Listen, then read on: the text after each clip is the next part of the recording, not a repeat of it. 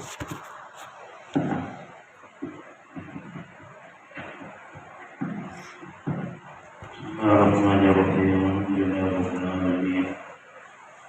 Wassalatu wassalamu ala sayyidina Muhammad wa ala alihi wa sahbihi ajma'in. Subhanaka la ilma lana illa ma 'allamtana innaka antal 'alimul hakim. La hawla wa la quwwata illa billahil 'aliyyil azim. Surah 27 Allah musannif sifat. Sifat artinya tiap-tiap sesuatu yang berdiri di atas zat.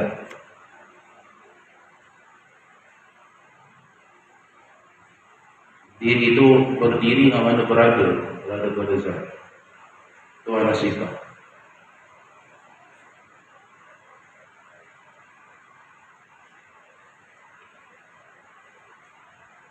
Seperti kudrat, kuasa, iradah, kehendak dan hayat hidup. Semua perkara ini berdiri atau ada pada zat Tuhan. Tidak sekali-kali berpisah, bercerai daripada zat. Kalau sifat baharu dia boleh bercerai. Sifat Tuhan tak boleh bercerai tanggal lah.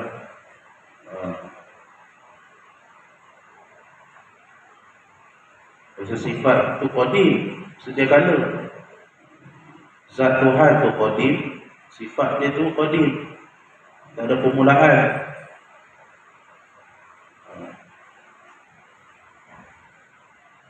Sifat mesti duduk pada zat. Dia tak boleh duduk sendiri.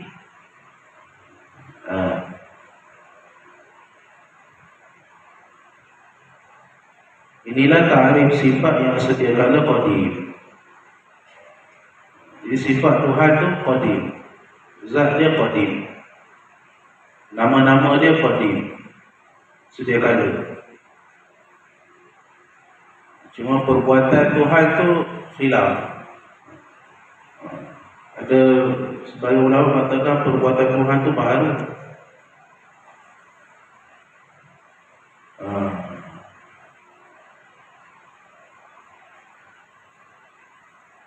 Apalah tu perhatian dulu. Perhatian dia kata ada juga sifat baharu yang boleh berpisah daripada zatnya. Sifat makhluk. Tetapi tidak berpisah daripada zatnya, jadilah ia zat bukan sifat lagi. Pasal zat tu diri. Zat tu mana diri perkara tersebut sebagai zat. Yang kita nampak tu sifat. Mana zat meja? Inilah zat meja. Mana yang kita nampak tu sifat. Warna coklat tu semua sifat. Diri dia ni satu meja ni diri dia. Diri meja tu disebut pada makhluk. Jadi warna coklat ni boleh tanggal tak? Boleh tanggal tapi tak jadi sifat. Takkan dipaham makna warna ni melainkan menumpang. Kalau tak menumpang, tak faham sifat tu.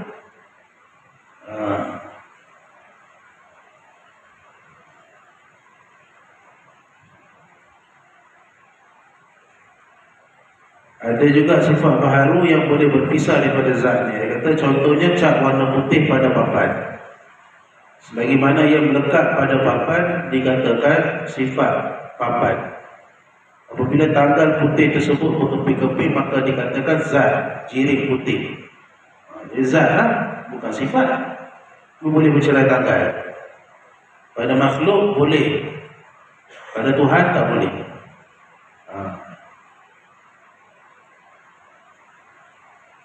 Walau bagaimanapun keadaan ini tidaklah menyalahi ta'rif sifat, iaitu sifat tidak bercerai daripada zat. Kerana zat makhluk pada hakikatnya adalah tarkib, iaitu susunan daripada juzuk zat-zat makhluk itu sendiri.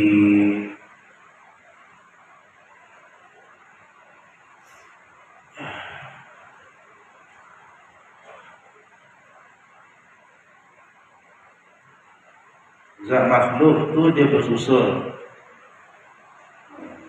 murakkab, dia ada juzuk. Zat Tuhan bukan macam tu. Zat makhluk dia berjuzuk-juzuk.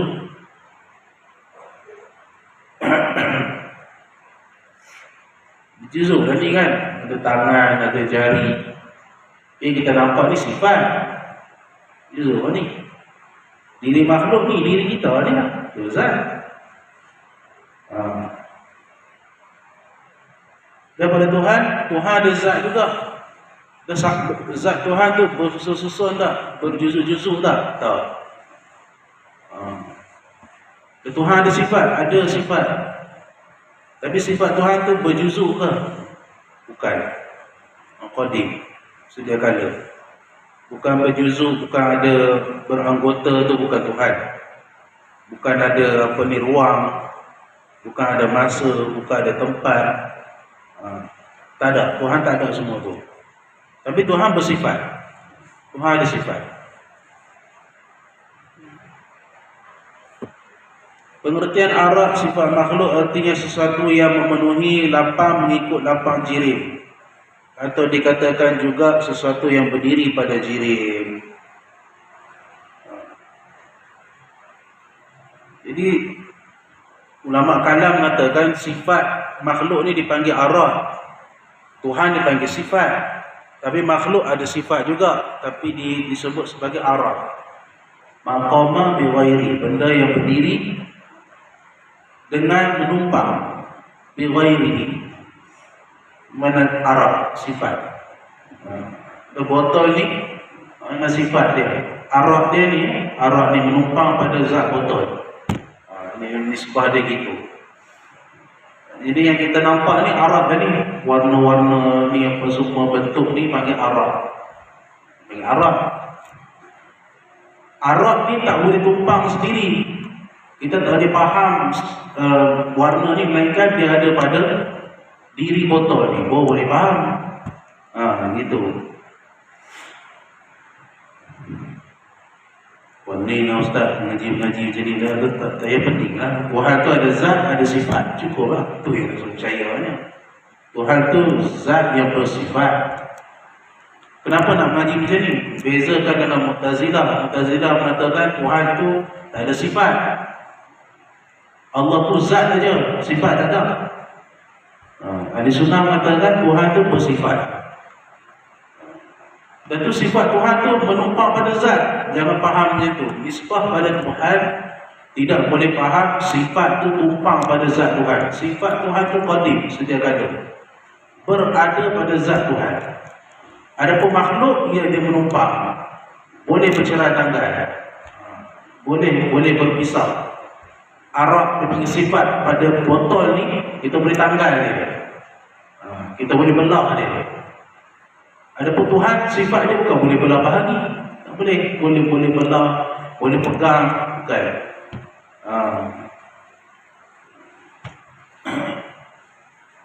Misalnya warna hijau dan bau wangi diam yang ada pada seketul sabun. Jadi jirim tu antara sifat makhluk mesti memenuhi lapang.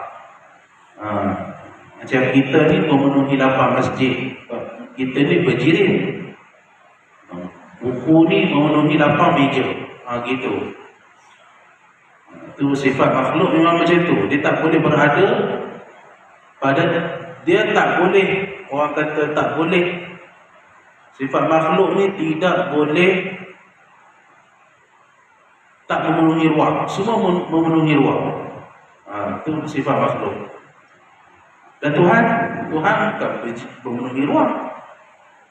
Tuhan dia tak terhijab dengan ruang dan masa dan tempat. Bukan Tuhan. Tuhan dia bukan macam tu. Difaham daripada kenyataan ini, sifat Allah tidak disebut arad, kerana ia bukan daripada perkara yang memenuhi lapang, ruangan, mengikut ruangan jirim. Maka fahami olehmu baik-baik perbahasan ini. Cukup sekadar tu je lah. Kalau nak dalam lagi, dia ada satu ilmu dia panggil makulat tu. Itu tak fardu ain lah. Dia bahas makhluk je. Bahas mengenai makhluk, hakikat makhluk, hakikat ruang, hakikat apa ni, panjang pendek. Itu ilmu makhulat dia panggil. Ilmu yang pecahan daripada ilmu mantik. Makhulat saja. Bahas mengenai hakikat makhluk, itu tak wajib lah. Itu tak wajib. Kalau macam ni orang pening lah, apa jirim jisim. Jirim tu memenuhi lapang, tu senang je. Setiap jirim, jisim dan jauhar tu mesti antara sifat dia memenuhi lapang. Dia kena ambil space, dia ada ruang. Itu mana sifat makhluk. Senang nak faham. Tuhan bersifat juga, tapi sifat Tuhan bukan jirim, bukan jisim, bukan jauhar. Tuhan tu tak memenuhi lapang.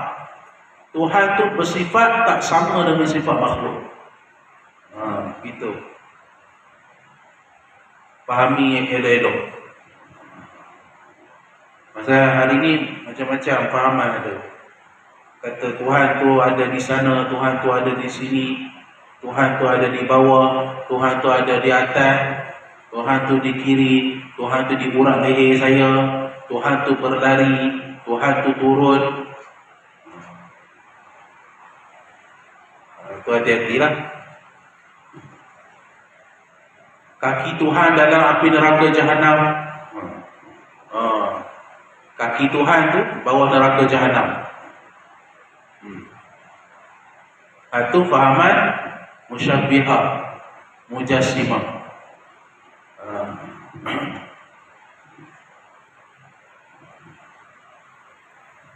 Secebih bahasa antara sifat dan zat. Untuk memahami beza antara zat dan sifat boleh didapati melalui perbahasan zat dan sifat makhluk.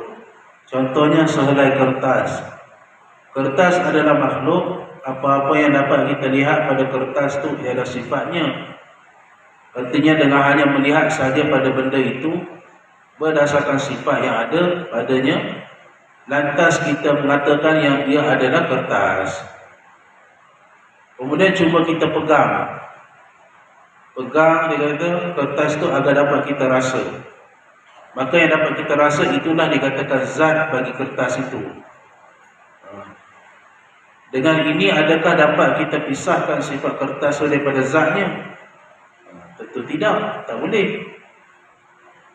Ini nak bagi faham aja. Nak bagi faham. Yang kita nampak ni kertas ni, ni zat dia lah. Zat kertas. Hak tulis-tulis ni sifat. Jadi warna putih tu menumpang pada diri kertas ni. Boleh hilang warna putih tu? Tak boleh. Atau nak kata nak faham sifat dengan zat tu, warna putih tu, warna ni tak akan dipaham melainkan menumpang. Dia mesti menumpang, itu sifat dia. Nak faham gitu. Dengan ini adakah dapat kita kata itu? Tetapi ingat perbahasan kita ni hanya kepada sifat dan zat makhluk. Sifat dan zat Allah tidak boleh kita bahaskan demikian kerana ia adalah berbeza sama sekali dengan makhluk. Cuma di sini hanyalah untuk memahamkan, nak bagi faham aja. Ini zat buku, yang kita nampak ni sifat. Itu je, nak bagi faham. Dan Tuhan ada zat, ya Tuhan ada zat. Tuhan ada sifat, ada sifat.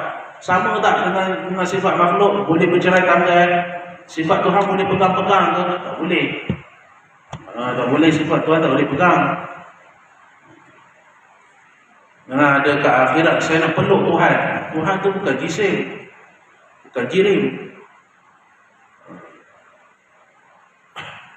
Jadi penting kan. Zaman dulu banyak golongan mujassimah ni kan. Zaman-zaman dulu, zaman salafus soleh pun ada dah mujassimah. Orang yang menjisimkan Tuhan. Tuhan tu di atas, Tuhan tu ada tangan, Tuhan tu ada jari, Tuhan tu ketawa, dengan makna yang zahir. Zaman sahabat dulu dia tak tanya benda ni. Pasal dulu sahabat bila dia dengar macam tu, dia serah ke Tuhan. Itu salah. Apa makna tangan Tuhan tak tahu? Itu salah tu. Tuhan dia di atas tu apa? Tak tahu. Wallahu alam, tak tahu. Serah. Tapi bila Islam tu datang sebat, orang bertanya, kenapa? Apa maksud Tuhan di langit? Tu yang Imam Abu Hasan Asy'ari bahaskan ciri marah ni. Kalau tidak jadi mujassimah, baca hadis macam tu. Kita anggap Tuhan ni macam kita juga, ada kepala, ada tangan, ada kaki. Padahal hadis-hadis tu hadis yang mutasyabihat, yang sama-sama mesti ditakwil. Dulu ada fahaman macam tu, bukan sekarang je, zaman dulu pun ada. Allah Ta'ala tu duduk macam mana saya duduk atas mimbar. Kenapa dia faham macam tu? Pasal dia tak faham yang ni. Akhirnya Tuhan, sifat Tuhan sama dengan sifat makhluk. Padahal duduk tu mustahil atas Tuhan. Tak boleh, pasal duduk tu sifat makhluk. Lepas tu ulama tak terjemah istawa tu dengan mana duduk, qa'ada, tak ada. Istawa tu istawa, apa maksud istawa tak tahu. Kalau nak betul cara salafus soleh yang betul, takwil ijmali, menyucikan Allah daripada sifat dan makhluk, menyerahkan makna semua pada Allah. Beriman, tidak mentafsirkan. Itu salah. Itulah zaman Nabi dan sahabat dulu. Dia tak hurai banyak-banyak. Macam mana Tuhan duduk atas arasy, istawa tu. Duduk tu pun tak boleh sebut. Istawa kan mana duduk saja. Atau yang penting mengaji jirim bisim ni, supaya tidak ada pahaman-pahaman macam tu. Kalau kita kata Tuhan duduk atas langit, atas arasy, mana Tuhan tu mengisi tempat kosong. Tuhan tu ada di satu tempat, di satu sudut. Padahal benda tu hakikat makhluk. Tak boleh, tidak boleh disebah pada Tuhan begitu. Ini boleh juga tak? Dia hati-hati ya kan, kalau dengar orang mengajar Tuhan tu atas ke, Tuhan tu duduk ke, Tuhan tu ada tangan ke. Ini kena hati-hati lah. Tuhan tu ada kaki ke, Tuhan tu boleh buat anak dia. Tuhan kan berkuasa, dia boleh buat anak lah, ikut dia lah. Boleh tak buat anak Tuhan? Boleh. Tuhan berkuasa. Astagfirullah. Siapa jadi macam tu? Tak mengaji sifat 20.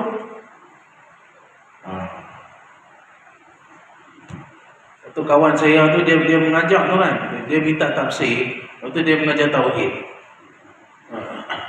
Nanti dia tanya, audien tu dia tanya kan, boleh tak Tuhan tu cipta Tuhan yang lain? Dia tanya, bolehkah Tuhan tu cipta Tuhan yang lain? Lepas tu orang pun jawab, boleh. Benar kan? Waliyahzubillah. Hati-hati orang betul. Akidah ni dapat pahala kan. Kita jangan ingat dapat pahala ni sembahyang, puasa, berzakat, naik umrah. Akidah yang betul berpahala. Selagi mana pegangan tu betul, sampai bila-bila pahala tu sentiasa berjalan. I'tiqad dia panggil.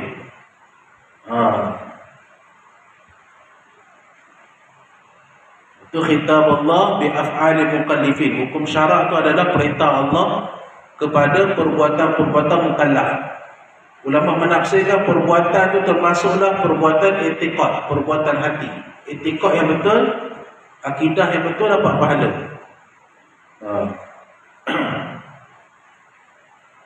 Ini tu macam-macam. Macam-macam ini.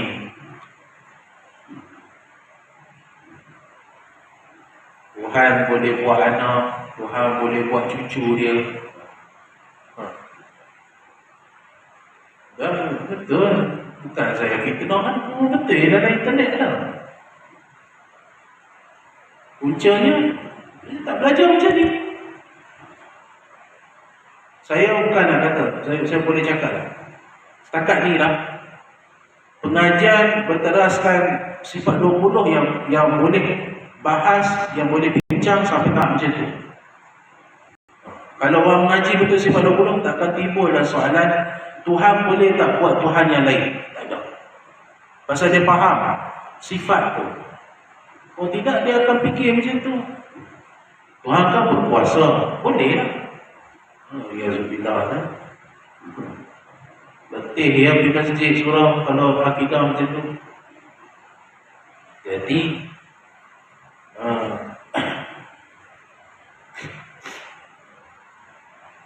ulama membahagikan sifat kepada 4 jenis. Pertamanya subutiyah, jenis takkid, sabit sungguh pada fikiran saja, sifat nafsiyah. Keduanya adamiyah, jenis tiada, sifat salbiyah. Ketiganya wujudiyah, jenis ada, sifat ma'ani.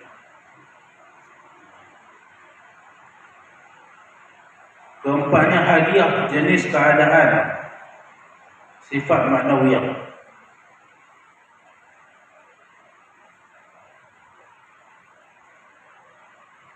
Semua 4 jenis sifat ini ada sabit pada tiap-tiap suatu sama ada qadim atau hadis. Fahami baik-baik. Kemudian sebelah tu asma, nama Tuhan. Asma, nama-nama iaitu susunan yang menunjukkan kepada sifat.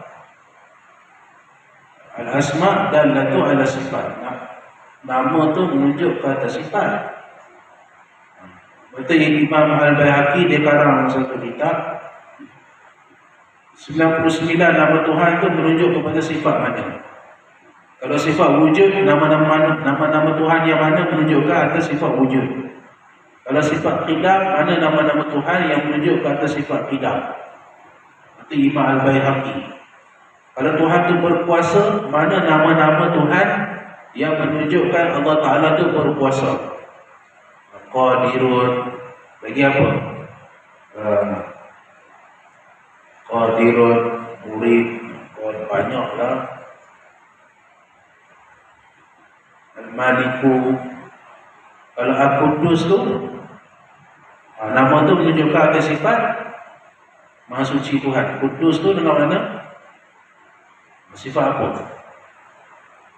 Bukan apa kan? Qudus.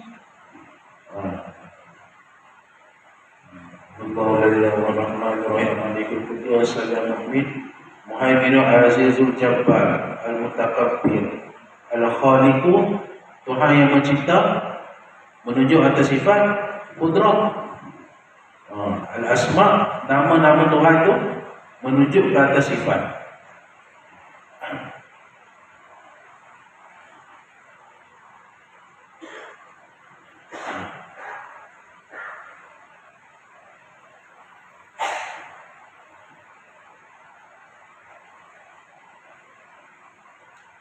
Jadi nama Tuhan tu pun yang 99 tu dalam Quran.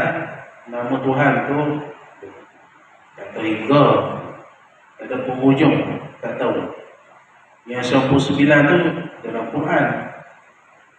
Kalau Imam Ar-Razi katakan, kalau nama-nama Tuhan tu termasuk dalam hadis-hadis yang sahih, yang hasan, ataupun hadis yang dhaif, 1001 nama. Nama Tuhan ni ada 1001.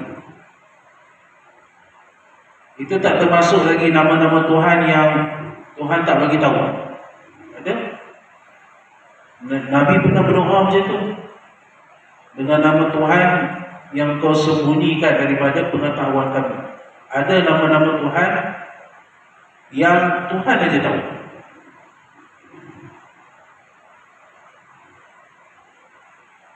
Ada.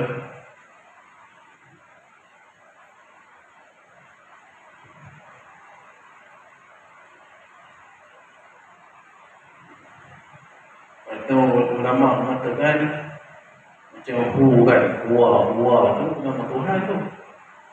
Wallahu allazi la ilaha huwa tu nama Allah. La ilaha illahu, hu tu nama Tuhan.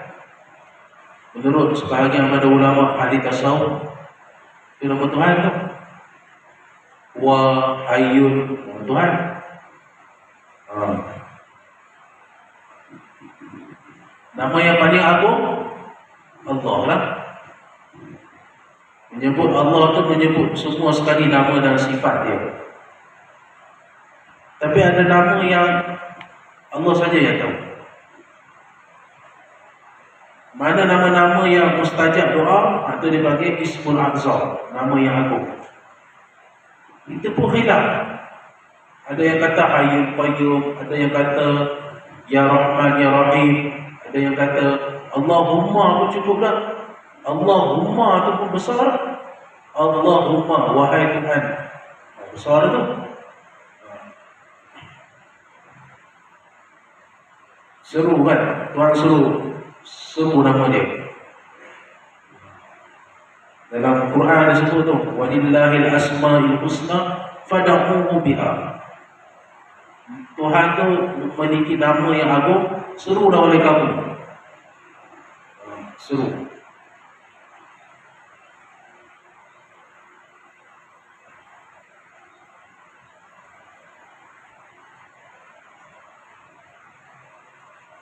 Misalnya qadirun yang berkuasa menunjukkan kepada satu yang mempunyai sifat qudrah. Misalnya alimu yang mengetahui menunjukkan kepada suatu yang mempunyai sifat ilmu pengetahuan, begitulah seterusnya.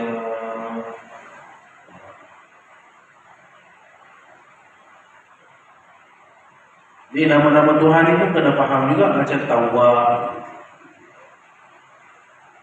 Tawwab tu isim fa'il.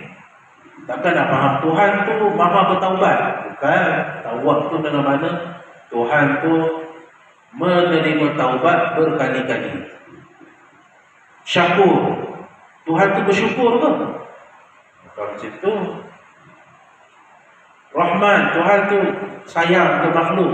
Adakah sayang Tuhan tu dengan mana hati dan perasaan macam kita ni kan?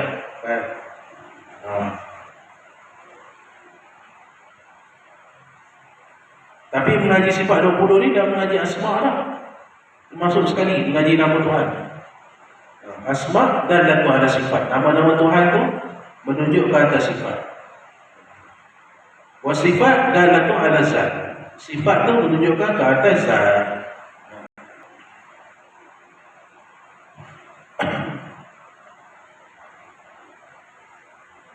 Itu kalau nama-nama Tuhan tu dia ada ilmu saraf juga. Kenapa Ar-Rahman, Ar-Rahim? Itu dia panggil sirah mubalaghah, dia panggil. Kalau mengaji ilmu bahasa Arab, bersangat-sangatan Tuhan tu maha kasih akan hamba dia. Ar-Rahman, Ar-Rahim, atau wazan fa'il, panggil sirah mubalaghah, dia panggil. Sangat-sangatlah kasihnya Tuhan pada orang beriman. Sangat kasih. Kasih Tuhan tu lebih pada kemurkaan dia. Jalan berjamal. Jamal Tuhan tu lebih lagi. Betul tak, hari akhirat banyak yang macam tu. Orang yang berdosa diampun, orang yang macam ni ampun, orang yang begitu masuk syurga. Itu kasih sayang tu. Bukan mana kasih sayang tu Tuhan sayang kita macam kita sayang ke isteri anak tu, bukan macam tu. Apa tu? Itu perasaan. Itu perasaan. Af'al, perbuatan-perbuatan semua qala wallahu a'lam bishawab. Allahumma ftah alaina wa ta'ala wa hifzi wa fahmi kama fatahta ala anbiya'i wa awliya'i wa salihin wa nafidna wa ikhwana alladhi sabaqu bil iman wa taj'al fi qulubina ghayra alladhina amanu wa innaka ghafurur rahim. Sallallahu alaihi wasallam. Al-Fatihah.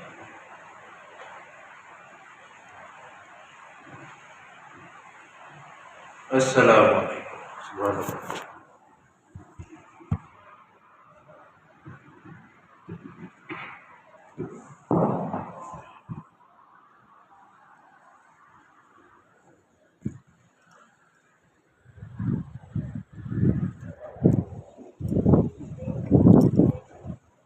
Terima kasih.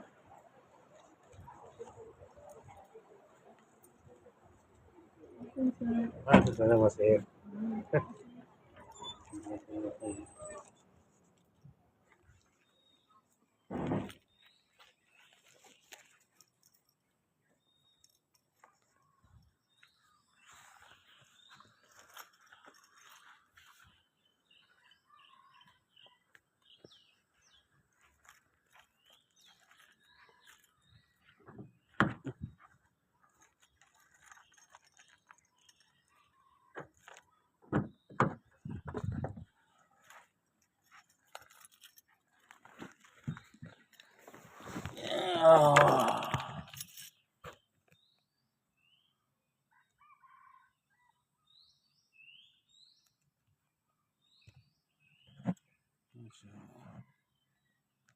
Wih,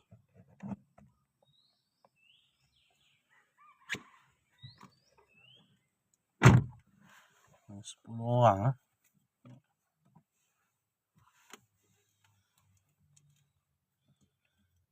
Barakallah, barakallah.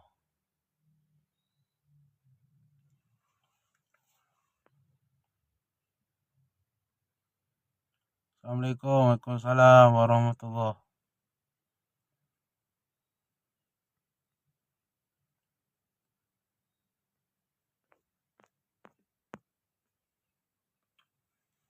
Jadi ada kuliah subuh tadi. Kuliah subuh.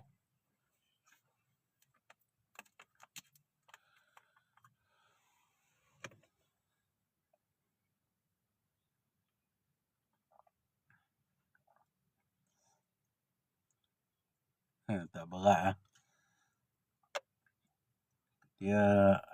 ah. Dia kena pandai pilih kain lah.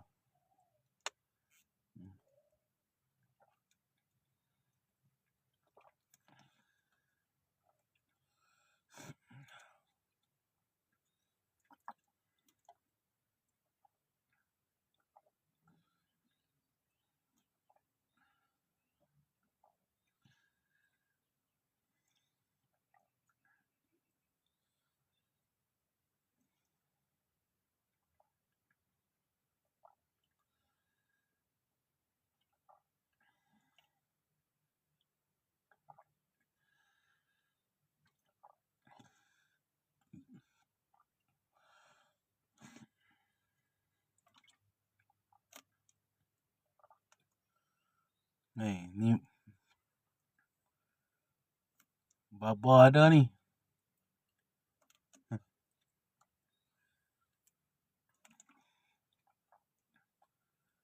Tadi ada kuliah subuh. Ni kebetulan je lah ni.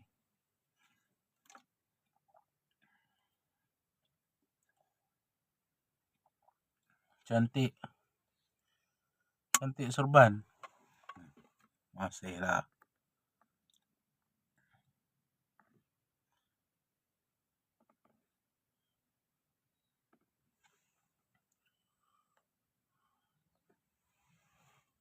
Serban je cantik. Orang je tak cantik pun. Banyak dosa.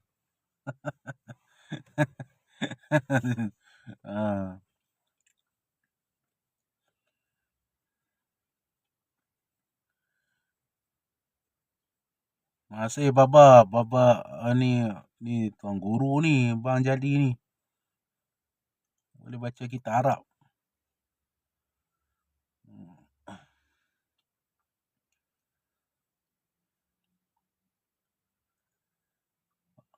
Ini pagi Khamis. Kita doakan dimudahkan urusan lah semua, insyaAllah. Yang kongsi live ke, yang like ni, terima kasih lah. Waalaikumsalam Tuan Guru. Allah malunya saya. Ni bukan macam kitab ni. Saya mohon share dekat adik-beradik saya. Macam kenal lah.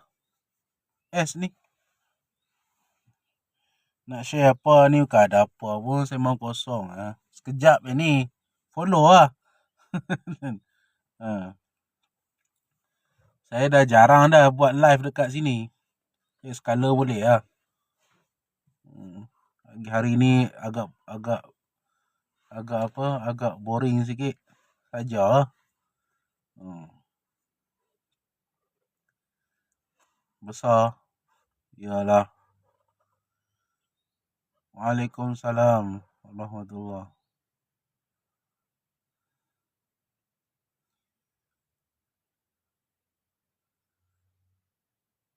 Saya ini no, saya tak biasa nak berdialog, nak live dua tu saya tak erti saya ni.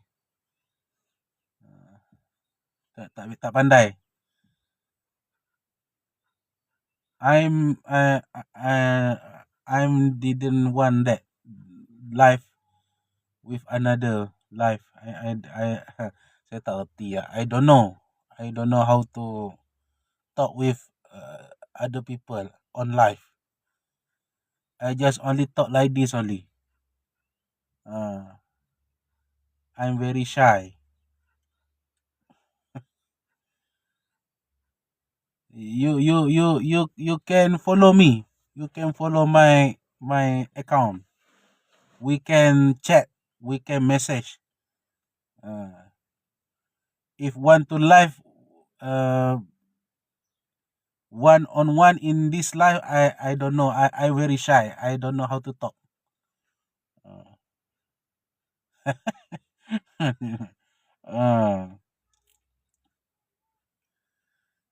You follow, okay.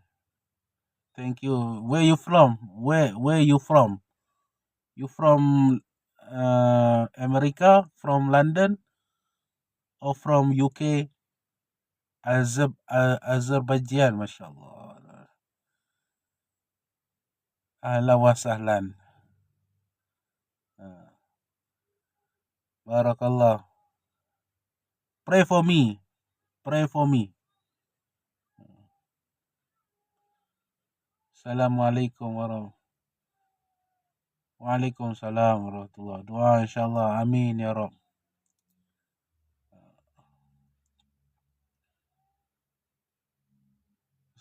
Usman, ya salam baba. Mana ada baba.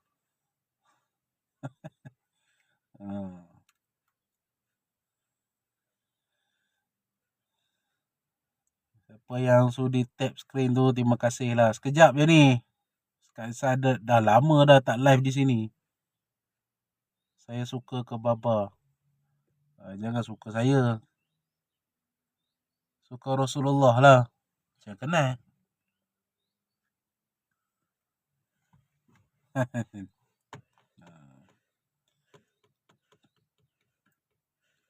Tuan Osman ni dari mana? Dari Fatani. Sana ulama ramai.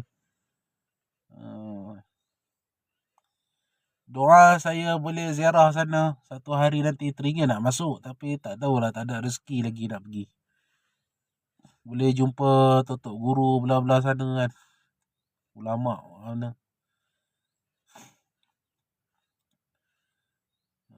Boleh apa ni,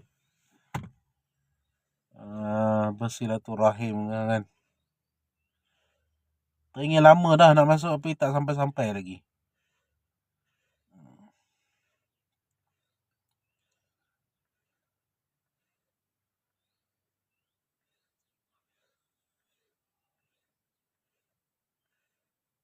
Siapa yang like tu terima kasih lah. Tolong like, tolong share ke.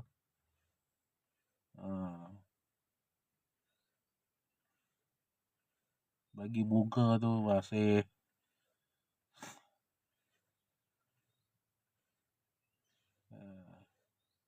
Kalau nak follow lah saya follow lah balik.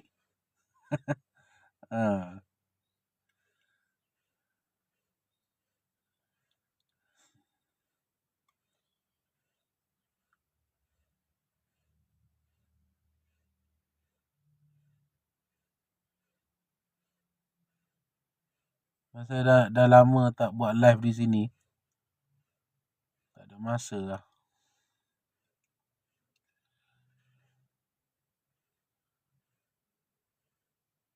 Ifi Nizam. Hai. Ya, hai. Salam.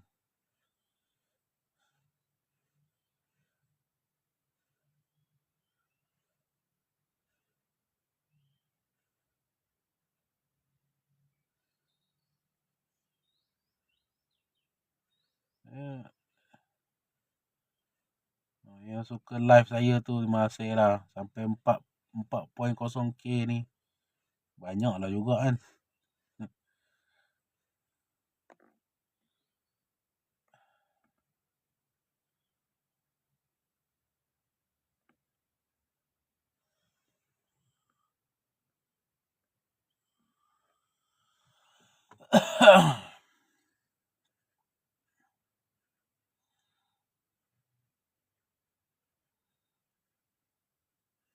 Di Ros ni suka like ni masih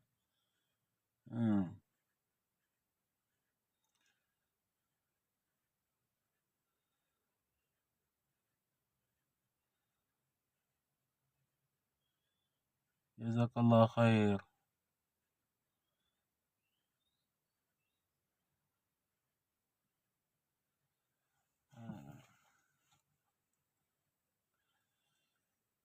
InsyaAllah kita jumpa. Siapa yang nak sudi follow tu, terima kasih. Nanti saya follow balik lah. Terima kasih banyak. Boleh silaturahim.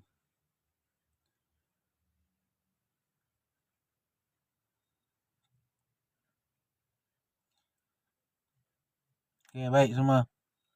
Terima kasih banyak. Assalamualaikum.